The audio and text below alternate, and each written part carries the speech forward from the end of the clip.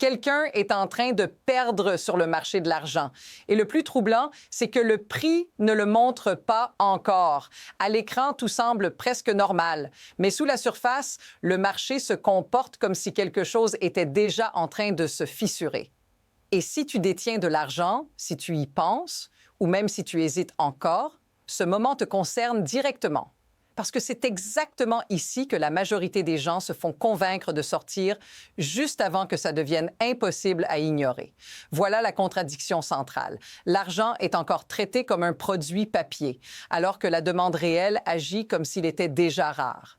À chaque baisse, il ne fuit pas, il est aspiré.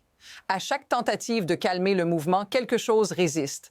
Et quand un système fondé sur des promesses rencontre la réalité physique, ça ne se règle jamais en douceur. Quelqu'un finit par absorber la perte, quelqu'un d'autre finit par exiger le métal. Mais voici le détail que presque personne ne dit à voix haute. Ce genre de transition ne commence jamais par une explosion claire. Elle commence par une tension silencieuse, par des signaux que seuls ceux qui regardent au bon endroit remarquent.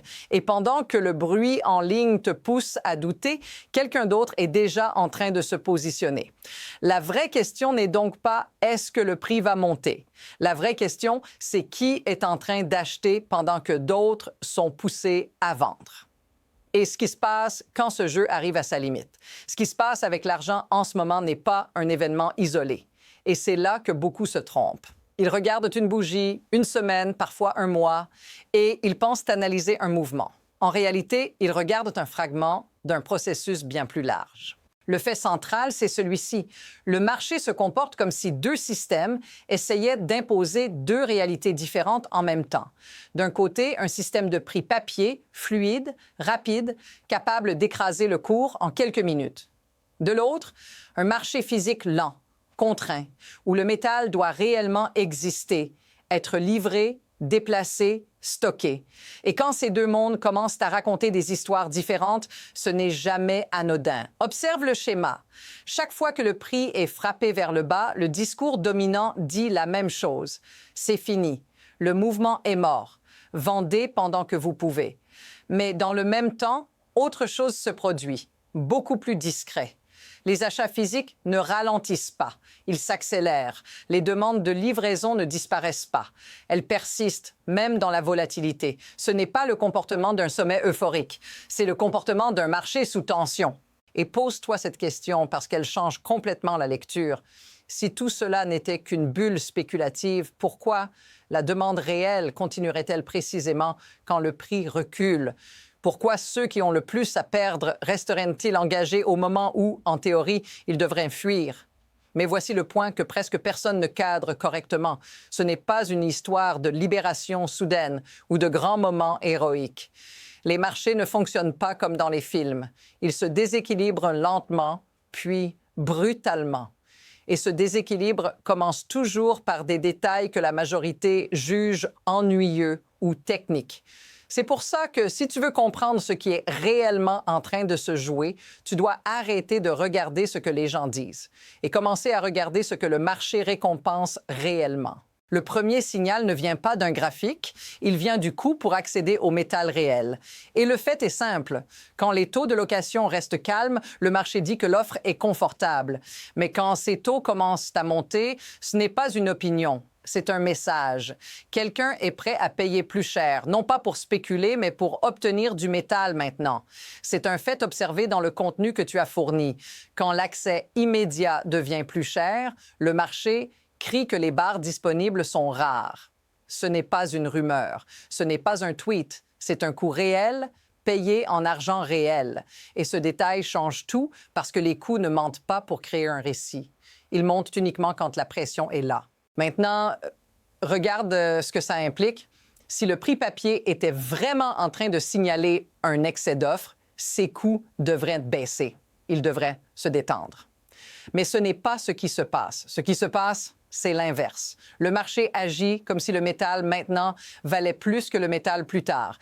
Et quand un marché accepte de payer une prime pour l'immédiat, il est en train de dire une chose très précise. Ne me promets pas le mois prochain. Je le veux maintenant. Voilà où l'histoire bascule, parce que ce genre de comportement n'apparaît pas dans un marché détendu. Il apparaît quand un système de promesses commence à être testé. Et ce test ne se fait pas dans les discours publics. Il se fait dans les coulisses, dans la manière dont les contrats sont honorés et dans la façon dont les acteurs réagissent quand la pression monte. Mais remarque aussi ce qui manque. Il n'y a pas de panique généralisée du côté de la demande physique. Il n'y a pas de fuite massive au moment des baisses. Au contraire, chaque coup de massue sur le prix déclenche une absorption plus rapide. Et ça, ce n'est pas le comportement d'un sommet, c'est le comportement d'un marché sous stress. Alors, observe ce qui se passe quand on dépasse les chiffres et qu'on observe le comportement réel des livraisons. Pas les gros titres, pas les communiqués vagues, les schémas. Quand un marché est dominé par la spéculation, les contrats apparaissent puis disparaissent. Les positions se ferment, les volumes gonflent puis s'évaporent. Mais ici, c'est différent. Les mois de livraison continuent d'attirer de l'intérêt, même après les secousses, même quand la volatilité augmente, même quand le récit dominant dit que tout est fini. C'est là que la situation commence à s'intensifier. Parce que choisir la livraison dans un environnement instable, ce n'est pas un pari rapide. C'est un engagement. C'est dire « je veux la chose elle-même, pas l'idée ». Et ce genre de décision n'est pas pris par des touristes de marché. Il est pris par des acteurs qui ont besoin du métal ou qui savent exactement pourquoi ils le veulent maintenant. Ce genre de dynamique n'est pas nouveau, mais il est rare. On l'a déjà vu dans d'autres marchés sous tension, juste avant que quelque chose qui semblait normal cesse de l'être. Au début, tout continue comme d'habitude. Les règles sont les mêmes. Les mécanismes tiennent encore. Puis, lentement, ce qui était censé être exceptionnel devient quotidien. Les demandes persistent. Les reports ne fonctionnent plus comme prévu. Et ce qui devait calmer le jeu ne fait que révéler la pression. Voici ce qui ne devrait pas devenir normal, mais qui l'est en train de le devenir. Le fait que la volatilité n'élimine pas la demande physique. Normalement, quand ça secoue, les acheteurs disparaissent. Ici, ils restent. Et quand un marché commence à ignorer les signaux censés le refroidir, c'est que quelque chose de plus profond est à l'œuvre. Alors, observe cette contradiction, parce qu'une fois que tu la vois, tu ne peux plus l'ignorer. D'un côté, le discours public répète que les banques contrôlent tout, que le prix peut être écrasé quand elles veulent, que ce marché est entièrement manipulé. Et pendant longtemps, cette histoire a semblé vraie, jusqu'au moment précis où elle cesse de l'être. Voici le fait clé, directement issu du contenu. Quand un acteur important prend une position risquée dans un marché tendu, le rapport de force s'inverse. À ce moment-là, il ne dicte plus le rythme, il réagit. Et quand quelqu'un qui est censé contrôler le jeu commence à réagir sous pression, c'est comme ça que les accidents commencent. Regarde le type de comportement décrit. Vendre à découvert un marché qui crie pour du métal immédiat, ce n'est pas de la confiance, c'est une obligation. C'est le genre de décision qu'on prend quand on n'a plus beaucoup de marge de manœuvre. Et ce détail est crucial parce qu'il explique pourquoi certaines actions paraissent de plus en plus agressives, presque désespérées. Et maintenant, ajoute cette couche supplémentaire, le marché entre en backwardation. Les acheteurs acceptent de payer plus pour du métal maintenant que pour une livraison plus tard. Réfléchis une seconde à ce que ça signifie vraiment. Le marché est en train de dire « Ne me promets pas demain. Je ne te fais pas confiance. Je le veux tout de suite. » Ce n'est pas une lecture de graphique. C'est un signal de confiance, ou plutôt de perte de confiance. Mais voici ce qui change définitivement la perception. Si tout cela n'était qu'une répétition de 2011, on verrait la même chose. Une explosion de levier, des spéculateurs sur marge, puis des liquidations forcées dès que les règles se durcissent.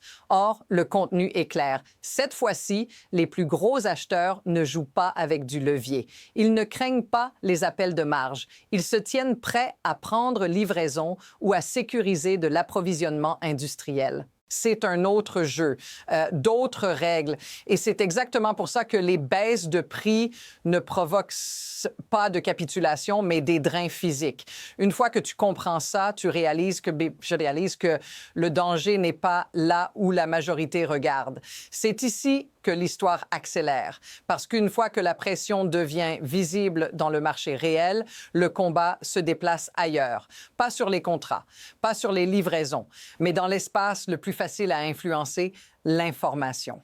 Le fait est là dans le contenu que tu as partagé. Dès que l'argent devient intéressant, une vague de récits surgit presque instantanément. Et ces récits changent sans arrêt. Une semaine, on te dit qu'un effondrement massif est imminent. La suivante, qu'un seuil secret a été franchi, puis qu'une grande entité est en train de liquider, puis que le gouvernement pourrait saisir le métal. Les détails ne sont jamais les mêmes, mais la conclusion, elle, ne varie pas. Vends. Sors maintenant. Ne tiens surtout pas la prochaine phase. Mais voici la question qui agit comme un révélateur. Qui gagne si des particuliers paniquent et vendent du métal physique dans un marché déjà tendu? Ça ne veut pas dire que chaque alerte est une conspiration, mais ça veut dire que la peur recyclée mérite d'être examinée avec méfiance, surtout quand elle est poussée par des sources anonymes, des clips sans visage ou des voix artificielles qui empilent des mots techniques pour paraître crédibles. Et c'est un point clé. Le contenu le dit clairement. Il y a une prolifération de chaînes générées par IA qui utilisent de vrais termes, backwardation, livraison, taux de location, puis les enrobent dans des scripts conçus pour déclencher une réaction émotionnelle. Leur objectif n'est pas de t'aider à comprendre. Leur objectif est de capter ton attention et parfois de te pousser à céder ton métal. Mais voici la partie que peu de gens veulent entendre. Le danger ne vient pas seulement de l'extérieur. Il vient aussi de l'intérieur même de l'écosystème des métaux précieux. Parce que quand l'argent devient excitant, les requins arrivent, pas pour t'aider, pour te vendre quelque chose d'impossible à comparer. Regarde le schéma, des pièces spéciales, des poids étranges, des noms compliqués, des histoires de rareté, tout ce qui rend la comparaison difficile et permet d'imposer une marge énorme sans que tu t'en rendes compte avant de vouloir revendre. Et le signal d'alerte est toujours le même. Quand on te dit que le bullion classique est trop basique ou inadapté et qu'il faut absolument quelque chose de plus sophistiqué.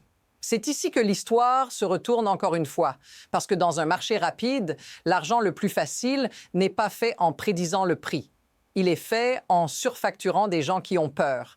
Et cette dynamique va s'intensifier à mesure que l'attention grand public augmente. À ce stade, il faut ramener ça à toi. Pas à une théorie, pas à un graphique, à ce que tu peux réellement vivre. Parce que quand ces tensions montent, ce ne sont pas des concepts abstraits qui changent. Ce sont des actions très concrètes qui deviennent soudain plus compliquées. Le contenu le dit clairement. De plus en plus de personnes remarquent que les transferts vers des négociants deviennent plus difficiles. Des virements sont signalés. Des opérations parfaitement légales déclenchent des frictions inattendues. Et souvent, le message est présenté comme une protection. On veut juste s'assurer que tu ne fais pas une erreur. Mais écoute bien ce que ça implique réellement. Si c'est ton argent, pourquoi as-tu besoin d'une autorisation implicite pour l'utiliser? Ce n'est pas une accusation, c'est une observation. Il est toujours plus simple de faire entrer de l'argent dans un système que de le faire sortir. Tant que tout est calme, cette friction reste invisible. Mais sous stress, elle apparaît. Et si tu n'as jamais testé cette réalité dans des conditions tendues, ça ne veut pas dire qu'elle n'existe pas. Ça veut dire que tu ne l'as pas encore rencontrée. Et c'est là que beaucoup de gens réalisent trop tard une autre différence essentielle.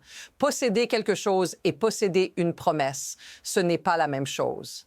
Le contenu insiste là-dessus. Les véhicules papier, les fonds, les proxys offrent de la commodité. Un clic, une exposition, l'impression d'être dans le marché.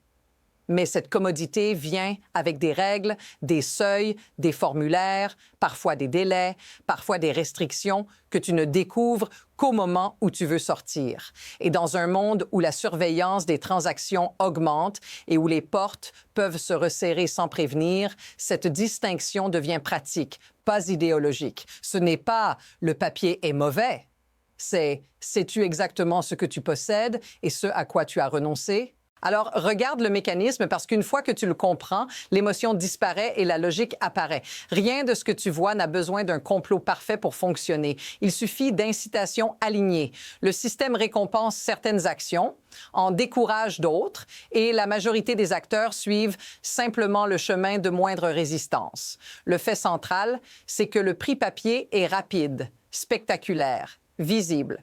Il crée des mouvements qui attirent l'attention, les gros titres, les réactions. Le marché physique, lui, est lent, discret, presque invisible. Il ne fait pas de bruit tant qu'il peut encore fonctionner. Et c'est précisément pour ça qu'il est si souvent ignoré jusqu'au moment où il ne peut plus l'être. Ce que permet ce décalage, c'est le spectacle, des récits simplifiés, des alertes constantes, des explications prêtes à consommer. Tout cela maintient l'attention focalisée sur l'écran pendant que les décisions réellement importantes se prennent ailleurs, hors caméra. Et tant que la majorité réagit au bruit, ceux qui agissent sur la réalité peuvent avancer sans opposition. Voici l'insight qui dérange. Les systèmes ne s'effondrent pas parce que tout le monde ment. Ils tiennent parce que suffisamment de gens acceptent de jouer le jeu tant qu'ils restent confortables. Mais quand la confiance commence à se fissurer, même légèrement, chaque acteur rationnel cherche à sécuriser sa position, pas par idéologie, par survie. C'est pour ça que la demande physique devient prioritaire. C'est pour ça que la livraison immédiate prend de la valeur. C'est pour ça que les récits se multiplient pour encourager l'inaction ou la sortie. Le système n'essaie pas de convaincre tout le monde. Il a seulement besoin que suffisamment de personnes doutent, hésitent, remettent à plus tard. À partir de là, deux trajectoires commencent à se dessiner, pas des prédictions, des chemins plausibles, déjà en formation, selon ce que montrent les faits. Premier chemin. La pression continue de monter, mais sans explosion immédiate. Le prix reste volatile. Les récits deviennent de plus en plus contradictoires. Chaque baisse est présentée comme la fin, pendant que, dans l'ombre, la demande physique absorbe encore et encore. Les livraisons persistent, les primes restent élevées, les disponibilités se resserrent après chaque recul. Dans ce scénario, beaucoup de gens abandonnent non pas parce qu'ils ont tort, mais parce qu'ils sont épuisés par le bruit. Le mouvement continue sans eux. Deuxième chemin, quelque chose casse plus vite. Pas forcément un événement spectaculaire à la télévision, plutôt un point de friction supplémentaire, une livraison compliquée, un délai inhabituel, une règle qui change au mauvais moment. Et soudain, la question n'est plus à quel prix, mais est-ce que c'est disponible? Le contenu le suggère clairement. Quand la confiance dans les promesses commence à se fissurer, même légèrement, la réaction n'est pas progressive. Elle est défensive, immédiate. Et voici ce qui rend cette phase dangereuse pour la majorité. Les deux chemins peuvent se ressembler visuellement pendant un moment. Même volatilité, même discours, même experts qui débattent. Mais sous la surface, les décisions ne sont plus les mêmes. Certains sécurisent, d'autres hésitent, et l'écart entre les deux groupes se creuse sans faire de bruit. C'est pour ça que l'incertitude actuelle n'est pas un signe de faiblesse, c'est un signe de transition. Le marché n'a pas encore choisi la vitesse, mais il a déjà choisi la direction que teste la réalité, celle où le métal réel compte plus que la narration. Alors, retiens cette idée, parce qu'elle résume tout ce que tu viens d'entendre. Ce marché ne teste pas le prix, il teste la conviction, il teste qui comprend ce qu'il possède et qui ne tient qu'une opinion fragile, prête à être érodée par le bruit. Si l'argent est réellement en train de se détacher d'un système purement papier, le chemin ne ressemblera jamais à une ligne droite. Il sera conçu pour te faire douter, pour te faire croire que tu as mal lu, pour te pousser à confondre volatilité et erreur. Et historiquement, c'est toujours comme ça que les positions les plus solides changent de main, pas dans l'euphorie, mais dans l'usure mentale. La plupart des gens regarderont ce moment plus tard et diront « c'était évident ». Mais sur le moment, ce n'est jamais évident. Sur le moment, tout est fait pour te donner l'impression que tu es seul, que tu exagères, que tu devrais simplifier, alléger, attendre. Et pendant ce temps, ceux qui comprennent la différence entre un prix et une disponibilité continuent d'agir sans faire de bruit. C'est pour ça que le vrai signal n'est pas une prédiction spectaculaire. C'est un comportement répété, des baisses absorbées, des livraisons maintenues, des récits de peur qui s'intensifient exactement quand la réalité se resserre. Quand tu vois ces éléments avancer ensemble, ce n'est plus un hasard, c'est un schéma. Et ce schéma ne concerne pas seulement l'argent. Il concerne tout ce qui repose sur la confiance, les promesses et l'idée que ça marchera toujours comme avant. Quand cette confiance commence à être testée, même légèrement, tout ce qui en dépend commence à se revaloriser différemment. La vraie question à garder pour la suite n'est donc pas jusqu'où ça peut aller. La vraie question, c'est qu'est-ce que tu feras quand le prochain test arrivera et que le bruit sera encore plus fort qu'aujourd'hui, parce que ce moment n'est pas la fin de l'histoire. C'est la mise en place du prochain chapitre. Et c'est exactement ce que je vais continuer à analyser, étape par étape, pendant que la majorité regarde ailleurs. Si tu veux rester en avance sur ce qui se forme, abonne-toi, reste attentif et surtout, ne laisse personne penser à ta place.